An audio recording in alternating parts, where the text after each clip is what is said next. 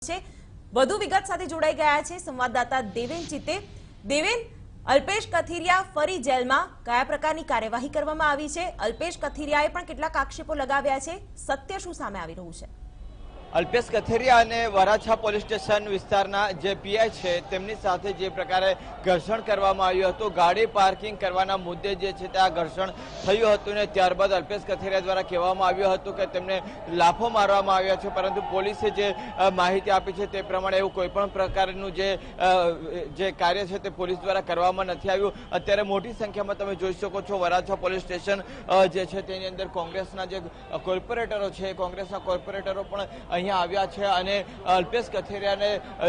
જે છોડાવવા માટેનો પ્રયાસ છે તે કરવામાં આવી રહ્યો છે। અલ્પેશ કથિરિયા સામે જે કલમો દાખલ કરીને ગુનો દાખલ કરવામાં આવ્યો છે તેમાં અલ્પેશ કથિરિયાએ પોલીસ સાથે જે વર્તન કર્યું છે તેને લઈને પોલીસે અલગ અલગ સરકારી કામમાં રૂકાવટ કરવાની જે વાત છે તેને લઈને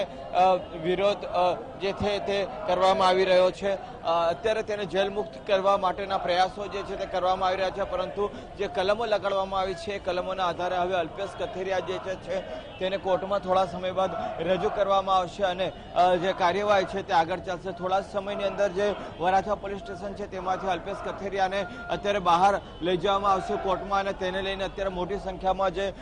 પાસના કાર્યકર્તાઓ છે તેઓ અહીંયા આવી ગયા છે અને એક તરફનો જે રસ્તો છે તે રસ્તો પણ બ્લોક કરી દેવામાં આવ્યો છે। જે કેટલાક કોંગ્રેસના નેતાઓ છે તેઓ પણ અત્યારે અહીં પોલીસ સ્ટેશનમાં આવ્યા છે અને જે અલ્પેશ કથિરિયા છે તેને છોડાવવા માટેની વાત જે છે તે કરવામાં આવી રહી છે। આપણી સાથે અત્યારે અશોક જીરાવાલા જે કોંગ્રેસના જે કોર્પોરેટર છે તે છે, આપણે એમની સાથે વાત કરીએ। અશોકભાઈ, કયા પ્રકારનો આખો જે માહોલ છે તે ઉભો થયો છે? ખાસ કરીને જે માહોલ ઉભો થયો છે એ માહોલ એવો છે કે ટ્રાફિકની સમસ્યા વારંવાર વરાછા રોડની અંદર ક્રિએટ થાય છે, એનું નિરાકરણ ક્યારે પણ ટ્રાફિક સમસ્યા હલ થઈ નથી। ટ્રાફિક અધિકારીઓને વારંવાર રજૂઆત કરવા છતાં એક અમે મિટિંગ પણ રાખેલી પોલીસ સાથે કે ભાઈ ટ્રાફિકની સમસ્યા છે હલ થવી જોઈએ, પણ મીનવાઇઝ જ્યારે પણ આજે પણ જે અવાજ ઉઠ્યો છે એ વરાછાની જનતાનો અવાજ અલ્પેશ કથિરિયા ઉઠાવ્યો છે કે જે પીળા પટ્ટાની અંદર જે ગાડીઓ હોય છે એને ટોક નહીં કરવી જોઈએ, એને વોર્ન કરવી જોઈએ કે બીજી વાર અહીં ગાડી નહીં રાખે, છતાં પણ એ ગાડીને ટોક કરવામાં આવી। એમાં અલ્પેશ કથિરિયાએ એનો વિરોધ કર્યો ને ક્યાંક ઉદ્ધતાએ ભરું વર્તન એની સાથે કરવામાં આવ્યું, એમાં ક્યાંક જો વધારે બબાલ થઈ ગઈ, જેને લઈને આખા અલ્પેશ કથિરિયાને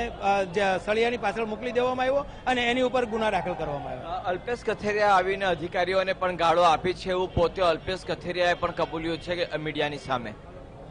પણ સામે જે વર્તન થયું છે એની સામે અલ્પેશ કથિરિયાએ પણ એ જ રીતનું વર્તન કર્યું છે। ક્યાંક ને ક્યાંક મામલો આ જે રોષ છે એ વર્ષોથી જે ટ્રાફિક સમસ્યાને નિરાકરણ માટેનો હતો એ રોષને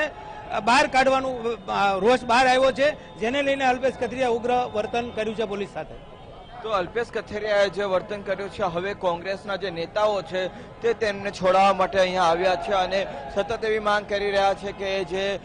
અલ્પેશ કથિરિયા છે તે અલ્પેશ કથિરિયાને છોડી દેવામાં આવે। એક તરફનો જે રસ્તો છે તે આખો રસ્તો બ્લોક કરી દેવામાં આવ્યો છે અને તેના કારણે જે બીઆરટીએસ જે રૂટ છે ત્યાંથી માત્ર જે બીઆરટીએસની બસો પસાર થતી હોય છે ત્યાં આગળથી હવે સામાન્ય વાહનો પણ જે છે તે પસાર કરવામાં આવી રહ્યા છે, કારણ કે જો એ પ્રકારે ના કરવામાં આવે તો આખો વરાછા વિસ્તાર જે છે તે એક તરફથી જામ થઈ જાય એ પ્રકારની જે સ્થિતિ છે તે સર્જાય છે અને મોટી સંખ્યામાં હવે અલ્પેશ કથિરિયા અને પાસના જે સમર્થકો છે તે સમર્થકો અત્યારે અહીં આવીને અલ્પેશ કથિરિયાને છોડાવવા માટેની જે માંગ છે તે કરી રહ્યા છે। અલ્પેશ કથિરિયાને હવે વરાછા પોલીસ દ્વારા કોર્ટમાં રજૂ કરવામાં આવશે। અલ્પેશ કથિરિયા સામે સરકારી કામમાં રૂકાવટ લાવવાના જે કલમો છે